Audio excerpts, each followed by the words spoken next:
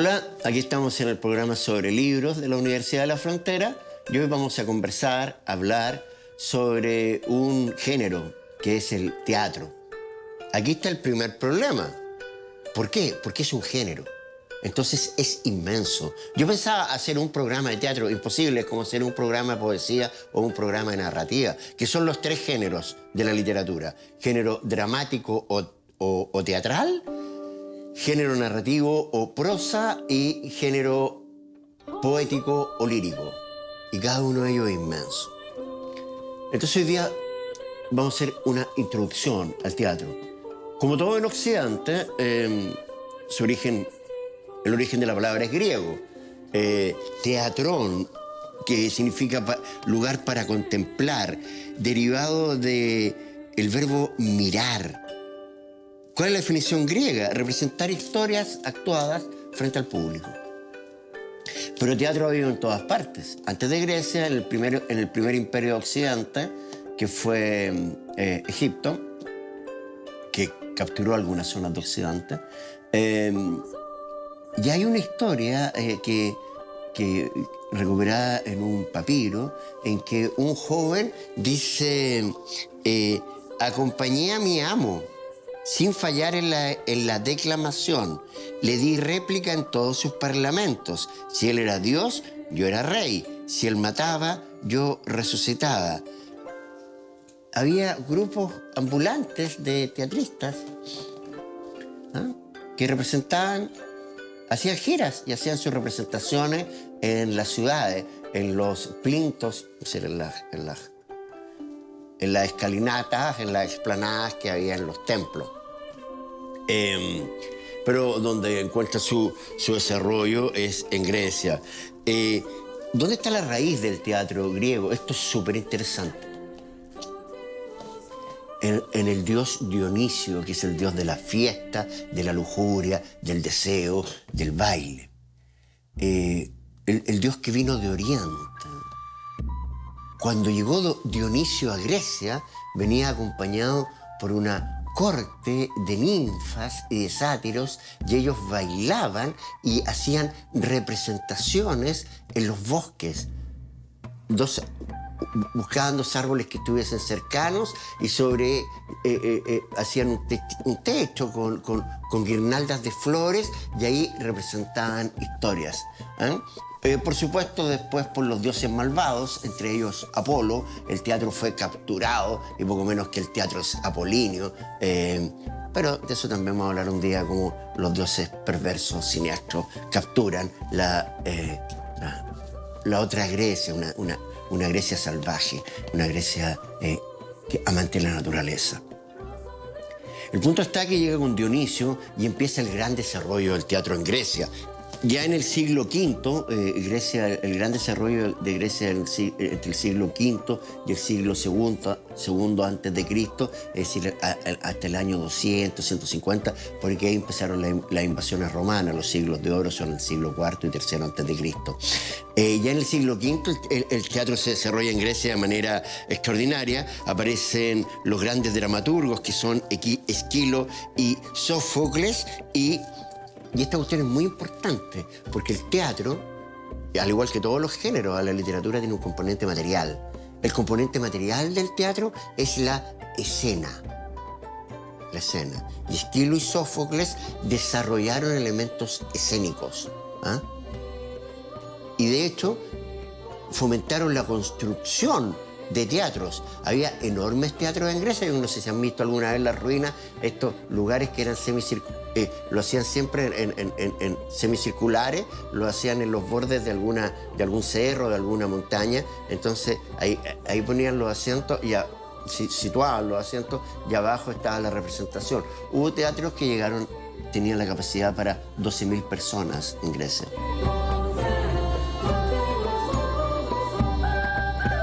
Como les decía, para la construcción del teatro, estos teatros de piedra bellísimos en Grecia, se usaba la falda de una colina, de un cerrito, y ahí se situaba esta escalinata, que era donde se sentaba la gente, y abajo estaba la orquesta.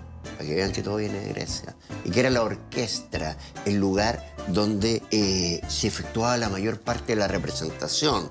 Y sobre la orquestra hay una parte que era el escenario, donde la esne en griego, que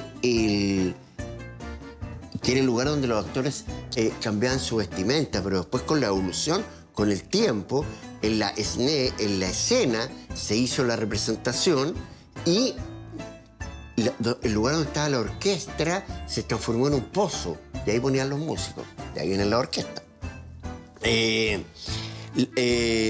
un elemento súper interesante en el teatro griego que era el coro y el corifeo. El corifeo era el director del coro. El coro era un grupo de actores que estaban a un lado de la escena y hablaban y comentaban lo que iba pasando en la representación.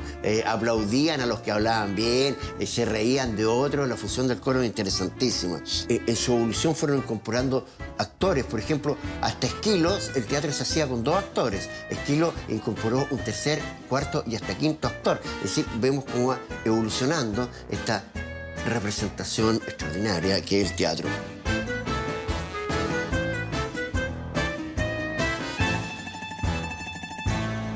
Esquilo, como les decía, uno de los grandes dramaturgos griegos, sus obsesiones, sus preocupaciones, sus temáticas fundamentales es el sufrimiento humano. Es terrible las tragedias griegas, todo esto, terrible, morían todos. Bueno, un sufrimiento que lleva al personaje al conocimiento y sufrimiento que podría ser causado por la herencia. Esquilo es un autor profundamente político, Entonces, conoce el valor de la memoria y el valor de lo que ocurrió mucho antes puede afectar el desarrollo actual de una persona. A veces los personajes de Esquilo sufren por algo que hicieron sus padres, por algo que hicieron sus abuelos, o incluso por algo que se encuentra en los antepasados míticos de la era de Grecia. Sus obras más importantes son Los persas, Los 7 contra Tebas, Los suplicantes, La Orestiada, que comprende la historia de Agamenón, que al retornar de la guerra de Troya volvió con una esclava que también era una divina, Casandra, y dentro de la casa estaban esperando a Agamenón para matarlo, y cuando van entrando a la casa, Casandra dice que lo espera, porque Agamenón iba feliz llegando a la casa después de 20 años o 15 años, y Casandra dice que la desgracia va a caer sobre todos y todas ellas. Un autor extraordinario. Después tenemos a Sófocles, que también trabaja con cuestiones muy trágicas, con ciclos, como Esquilo trabaja con el ciclo de Orestes. Sófocles trabaja con el ciclo de Edipo, la tragedia de este rey. Crea personajes arquetípicos. ¿Qué es un arquetipo? Un arquetipo es una formación que puede dar cuenta de una estructura, que puede dar cuenta de cosas que le pasan a mucha gente, que se repiten. Ese es un arquetipo. El arquetipo es algo que del padre malvado, por ejemplo, del hijo bueno para la fiesta. Ese es un arquetipo, esos que no paran. Todas las familias, casi todas, tienen el arquetipo de la oveja negra, el arquetipo de la persona despechada. Trabaja con arquetipos. Al punto, arquetipos, formaciones que son tan comunes, estructuras que son tan comunes en la sociedad humana, que Edipo Rey, el problema de Edipo, el mito de Edipo, es el que sustenta todo el psicoanálisis. Si no me creen, todos aquellos que hayan ido al psiquiatra o al psicólogo, en algún momento les preguntaron: ¿y qué pasó con tu mamá? ¿Y qué pasó con tu papá? Porque el problema de Edipo es un problema con sus padres, un problema terrible.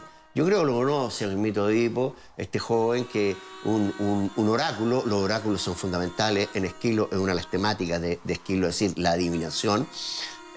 Un oráculo anuncia que Edipo matará a su padre y se va a casar con su madre. Y Edipo en un momento, en un cruce de caminos, se encuentra con alguien que él cree ladrones, los mata y era su padre. Y llega a la ciudad cercana y conoce a una mujer mayor que él, se enamora de ella y se casa con ella y era su madre. Y en un momento Edipo conoce esta cuestión terrible, ¿ah? Y se arranca los ojos. Bueno, ahí viene otra obra que Edipo en Colono, donde se va con una de sus hijas, con Antígona. ¿Ah? Pero una tragedia espantosa. Esas son las tragedias griegas. O sea, se casa con la mamá y mata al padre. Bueno, por eso también está relacionado con el psicoanálisis que ve que de nuestros padres, los padres vienen todos los problemas, todas las obsesiones, todas las trancas de los seres humanos. Ese arquetipo está... Imagínense, en Grecia, hace 2500 años, también está Antígona, que Antígona está en una ciudad, hay un tirano, Polibes, y prohíbe enterrar a un héroe, pero Antígona insiste en enterrarlo y por eso es castigada y la entierran viva en una cueva. Terrible. Y para no hablar de cosas tan terribles, hablemos de cosas más chistosas, que está Eurípides. Es el que me gusta a mí. Autor de las ranas, Lisístrata, que es extraordinario, Las avispas. Es un humorista, una obra, es un comediante. La comedia, el autor de las grandes comedias griegas. ¿Ah? En las ranas, las ranas son extraordinarias, las ranas hablan, ¿eh? Pero ¿qué hablan las ranas? Breteketerekex, cuac. Es lo único que dicen, ¿eh? Entonces cada rato uno está leyendo o viendo la obra y aparecen las ranas y las ranas dicen breteketerekex, cuac. Extraordinario. Y tiene una obra maravillosa que es Lisístrata, para que vean también cómo es la censura. ¿Eh? Lisístrata es una huelga sexual. Lisístrata es una mujer muy bella, una ateniense muy bella, que un día decide con las demás mujeres de Atenas tomarse nada menos que la Acrópolis, el lugar central donde estaba el poder, ¿ah? En Grecia. ¿Por qué? Porque los griegos vivían en guerra. ¿Ah? Occidente siempre ha sido guerrero, vivían guerreando, entonces no estaban nunca con ellas. Y las mujeres hacen una huelga sexual para que terminen de pelear estos tipos. Ahora, ¿qué es lo extraordinario? Que es un texto altamente erótico y una representación altamente erótica. De hecho, Lisístrata y sus amigas están toda la obra desnudas. ¿Ah? Aunque en Grecia las mujeres no actuaban, porque Grecia era una sociedad bastante machista, actuaban hombres. Pero yo estuve buscando ahora, probando este programa, alguna representación de Lisístrata en que las mujeres estuvieran desnudas. Ninguna. Ni en Chile, ni en Argentina, ni en París, ni en Nueva York, ni en Talca, en ninguna parte. Donde representan... Qué increíble, ¿eh? Qué increíble. O sea, que si hoy día representásemos Lisístrata tal y cual fue escrita y para ser representada, sería un escándalo aquí y en la famosa Quebrada. Eso muestra que la censura no cambia, y en segundo lugar, algo que es súper importante, porque los que toman su estupidez por ocurrencia dicen que las obras canónicas, y estas son puras obras canónicas, es decir, que han durado siglos, etc., poco menos que están del lado del poder. Falso. Esta obra es altamente transgresiva. Transgrede los cánones eróticos, los cánones sexuales, los cánones políticos. Son las mujeres las que hacen la revolución en Grecia.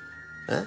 Pero, bueno, como les digo, sí, uno se ha ganado con decir esto porque van a seguir pensando que todo el teatro canónico es poco menos que está al lado del poder y le hace propaganda a los tiranos. Falso.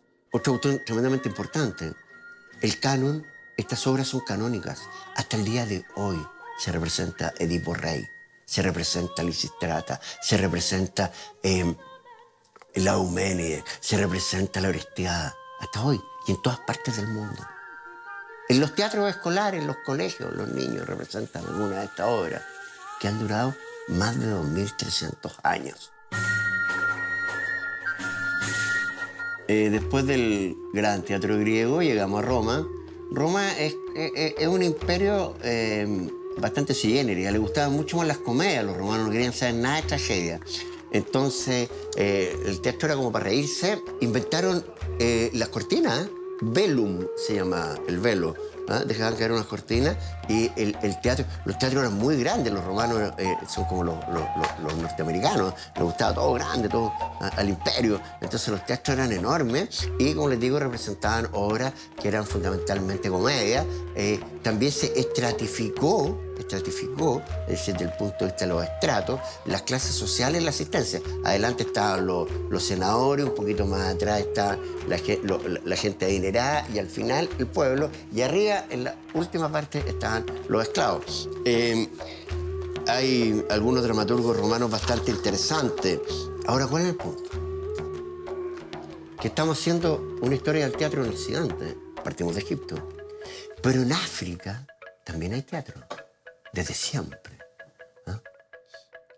Muy interesante, estaba lleno de color.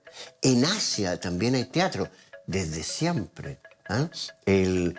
Uno de los grandes dramaturgos, actores, teatristas, como se le llama hoy día, contemporáneo, Antonin Artaud, se interesó muchísimo por el teatro balinés en Bali, que se representa siempre la misma obra, en el mismo lugar, la misma obra durante años. ¿Y qué es lo importante? Los gestos de los actores.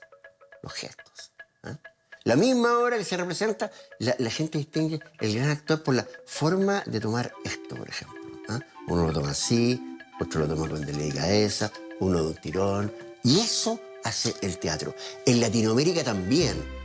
También había teatro prehispánico. Hay un teatro prehispánico. Una obra famosa, el Huahuense o el Macho Ratón. Las obras aztecas. Los mayas tenían representaciones teatrales. La gente asistía en las ciudades mayas a estas representaciones que generalmente eran religiosas, pero se actuaba, se ensayaba, están determinados los lugares ya donde ensayaban los actores, usaban máscaras similares a las griegas y también, al igual que el teatro africano, estaba determinado por un gran colorido. Los colores eran maravillosos. No sé si ustedes han visto esas máscaras africanas llenas de colores o los códex aztecas llenos de colores. Esos coloridos se llevaban a estas representaciones. Como les decía, apenas llegamos a el teatro de la antigüedad y los orígenes del teatro y alguna referencia a su expresión en diferentes partes del mundo. Todavía nos falta hablar de otros. Nos falta hablar de Shakespeare. Nos falta hablar del teatro contemporáneo, del teatro del absurdo, etc. Pero eso quedará para un siguiente programa. ¿Qué leer o qué ver? En YouTube están todas estas representaciones. Ustedes ponen en YouTube Edipo Rey y van a encontrar 20, 30, 40 puestas en escena por diferentes compañías latinoamericanas, europeas, de todas partes del mundo, de esta obra maravillosa. O Las Ranas, y también van a encontrar representaciones de ella. Teatro hay en todas partes, siempre hay obras de teatro, en todos los lugares donde vivimos nosotros. Hay mucho teatro en los colegios, los niños hacen teatro. En algunas iglesias también se hace bastante. Entonces hay formas de acceder o simplemente leer las obras de Esquilo, leer las obras de Eurípides, leer las obras de Sófocles, para aproximarse a este género maravilloso en que la literatura entra al cuerpo.